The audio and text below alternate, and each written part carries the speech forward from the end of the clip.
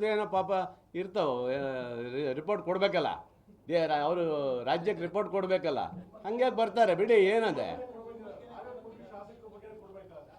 ಏನಪ್ಪ ಕೊಟ್ಟಿರ್ತಾರೆ, ಇರಲಿ ಬಿಡಿ, ಯಾರು ಏನು ಮಾತಾಡಿ ಕೊಡಲಿ ಬಿಡಿ. ಬೇಳೂರಿಗೆ ಮಾತಾಡೋಕೆ ಅಡ್ಡ ಹಾಕೋವಂಥ ಶಕ್ತಿ ಯಾರಿಗೂ ಇಲ್ಲ, ಅದು ಬಂದಿಲ್ಲ, ಇನ್ನೂ ಬಂದಿಲ್ಲ ಅವ್ರಿಗೆ. ಯಾಕಂದರೆ ಬಂಗಾರಪ್ಪನವ್ರ ಗರಡಿಯಲ್ಲಿ ಬೆಳೆದವನ, ಬಂಗಾರಪ್ಪನ ಶಿಷ್ಯ ಇವನು, ಹಾಗಾಗಿ ಆ ಥರ ಏನಿಲ್ಲ. ಅವು ನಮ್ಮ ಸಹಜವಾಗಿ ನಮ್ಮ ಮಾತು ಇದ್ದೇ ಇರುತ್ತೆ, ಅದೆಲ್ಲಷ್ಟೇ. ಮತ್ತೇನಾರು ಕೇಳೋದಿದೆಯಾ? ಇಲ್ಲ ನೋಡಿ, ತಪ್ಪಾಗತ್ತೆ ಇದು. ಕಷ್ಟ ಅಂತ ಅಲ್ಲ, ಈ ಥರ ಗೊಂದಲಗಳನ್ನು ಮಾಡಬಾರ್ದು ಇವರು. ಯಾಕಂದರೆ ಕೇಂದ್ರದಲ್ಲಿ ನಮ್ಮ ಸರ್ಕಾರ ಇದು ದೊಡ್ಡ ಇದರಂತ ತೋರಿಸುವಂಥದ್ದು ಅಲ್ಲ ಇದು.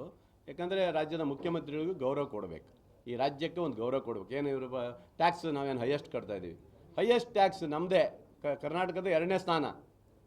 ನಮಗೆ ಅಂತಕ್ಕೆ ನೀವು ಕಡೆಗಣಿಸ್ತೀರಿ. ಹಾಗಾಗಿ ಮೋದಿಜಿಯವರಿಗೂ ಸಹ ಲೆಟ್ರ್ ಬರೆದಿದ್ದಾರೆ ಇವತ್ತು ನಮ್ಮ ಮಾನ್ಯ ಮುಖ್ಯಮಂತ್ರಿಗಳು. ಅದು ಏನಾಗುತ್ತೆ ಅಂತ ಮುಂದೆ ನೋಡ್ತೀವಿ ನಾವು.